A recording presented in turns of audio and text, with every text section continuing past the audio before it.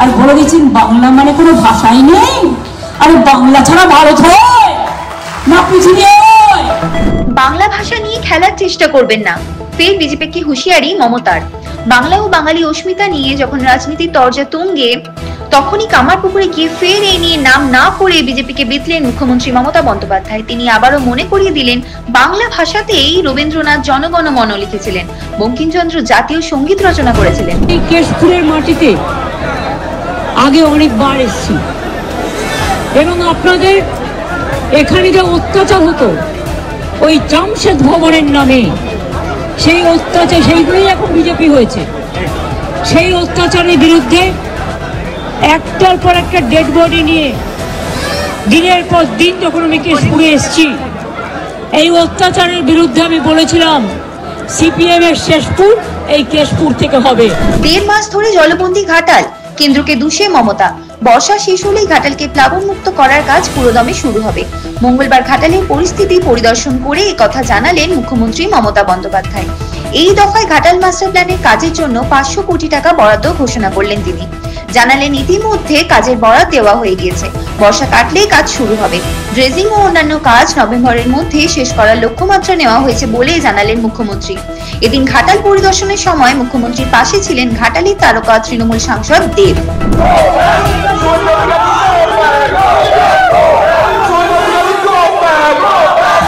কোচবিহারে শুভেন্দুর কনভয় হামলা, উদয়ন পুলিশ সুপারকে দুষলেন বিরোধী দলনেতা। মঙ্গলবার দুপুরে কোচবিহারের শুভেন্দু অধিকারীর কনভয়ের ওপর আচমকা হামলার অভিযোগ তৃণমূলের বিরুদ্ধে। বিক্ষোভকারীরা কালো পতাকা দেখিয়ে জয় বাংলা স্লোগান দেয়, এরপর তার গাড়ির কাচ ভাঙচুর করা হয় বলে অভিযোগ। পুলিশের একটি গাড়িও ক্ষতিগ্রস্ত। বিজেপির অভিযোগ, এই হামলা তৃণমূলের ইন্ধনে পরিকল্পিতভাবে করা হয়েছে। পাল্টা তৃণমূল কংগ্রেস বলে, সবটাই বিজেপির সাজানো নাটক ও রাজনীতির event.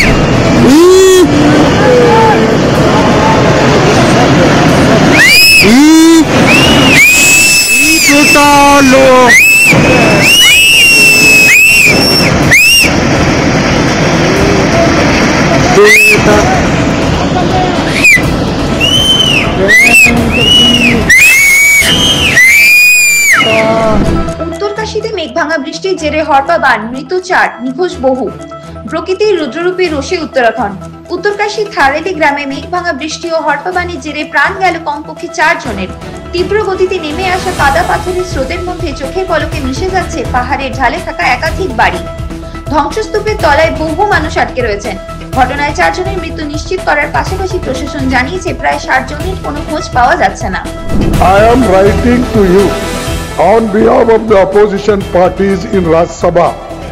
We are astonished and shocked at the manner in which CISF personnel are made to run into the well of the house. সংসদ আপনি চালাচ্ছেন না অমিত শাহ? রাজ্যসভার ডেপুটি চেয়ারম্যানকে প্রশ্ন ক্ষুব্ধ খারগের। রাজ্যসভার ডেপুটি চেয়ারম্যান হরিবংশ সিং এর নিরপেক্ষতা নিয়ে প্রশ্ন তুললেন রাজ্যসভার বিরোধী দলনেতা মল্লিকার্জুন খড়গে। মঙ্গলবার অধিবেশন চলাকালীন কড়া সুরে ডেপুটি চেয়ারম্যানের উদ্দেশ্যে তার প্রশ্ন, সংসদ আপনি চালাচ্ছেন নাকি অমিত শাহ? বিরোধী দলনেতার এহেন প্রশ্নে রীতিমতো উত্তপ্ত হয়ে উঠল সাংসদ।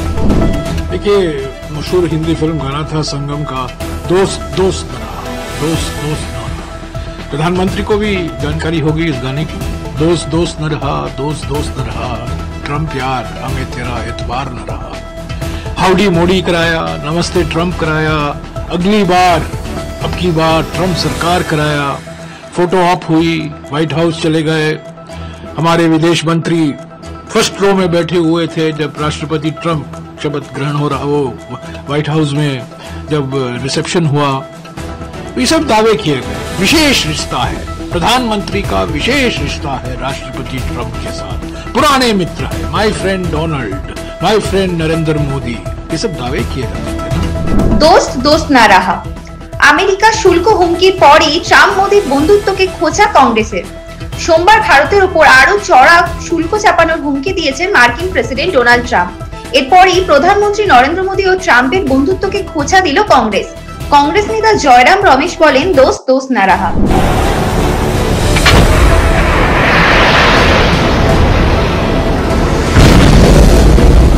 ঐতিহাসিক মিসাইল চুক্তি থেকে সরল রাশিয়া, আমেরিকায় বড় হামলার ইঙ্গিত। দুনিয়ায় দুই সর্বোচ্চ শক্তিমান আমেরিকা ও রাশিয়া একে অপরের বিরুদ্ধে পরমাণু যুদ্ধ ঘোষণার মেজাজে। সম্প্রতি দুটি মার্কিন পারমাণবিক সাবমেরিনকে রুশ জলসীমার কাছে মোতায়েনের নির্দেশ দিয়েছে মার্কিন প্রেসিডেন্ট ডোনাল্ড ট্রাম্প। এবার পাল্টা আমেরিকার সঙ্গে স্বল্প ও মাঝারি পারমাণবিক ক্ষেপণাস্ত্র মোতায়েনের নিষেধাজ্ঞা মানবে না বলে হুঁশিয়ারি দিল রাশিয়া। রাশিয়ার বিদেশ মন্ত্রক এক বিবৃতিতে জানিয়েছে, সোভিয়েত যুগে চুক্তির প্রতি বাধ্যতামূলক শর্তগুলি বর্তমানে আর নেই। মস্কো আর পূর্ববর্তী বিধিনিষেধগুলো মানতে বাধ্য নয়। You don't know this. The protesters themselves, many of them don't even know what they're chanting. When they're chanting Free Palestine, they're saying really, destroy Israel, destroy the Jews. It's the modern equivalent of Heil Hitler. That's what it says. When they say from the river to the sea is a few kilometers here, and the river is a few kilometers there. It means the end of Israel. That's what they're chanting. হয় পুরো গাজা দখল করো অথবা ইস্তফা দাও। Israel সেনাকে কড়া নির্দেশ নেতানিয়াহুর। অস্ত্রযুদ্ধে এটে উঠতে না পেরে ঘুরপথে ইসরায়েলের ওপর চাপ বাড়াচ্ছে হামাস। গাজার নারকীয়তা তুলে ধরে বিশ্বের সামনে ইসরায়েলের ভাবমূর্তি ক্ষুণ্ণ করার পাশাপাশি পণবন্দীদের ভিডিও প্রকাশ করে চাপ বাড়ানো হচ্ছে। এহেন পরিস্থিতির মাঝেই এবার ইসরায়েল থেকে সেনাকে কড়া নির্দেশ দিলেন প্রধানমন্ত্রী বেঞ্জামিন নেতানিয়াহু। স্পষ্ট ভাষায় জানিয়ে দিলেন, হয় গোটা গাজা দখল করো অথবা ইস্তফা দাও। বাংলাদেশি ভাষা বিতর্কে সুর চড়ালেন কৌশিক। বেশ কিছুদিন ধরে পশ্চিমবঙ্গের বাইরে থাকা মানুষের বাংলা ভাষায় কথা বলায় সমস্যার সম্মুখীন হতে হচ্ছে।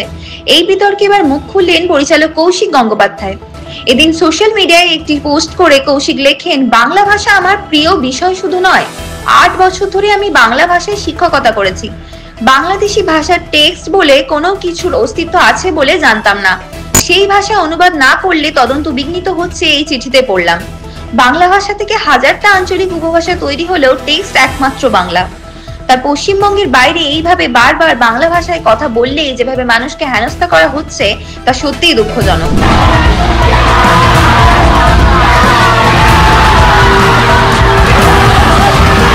রোহিত বিরাটের ভবিষ্যৎ নিয়ে আলোচনায় বোর্ড। বিশ্বকাপে ভরসা গেলে নতুন ভারত।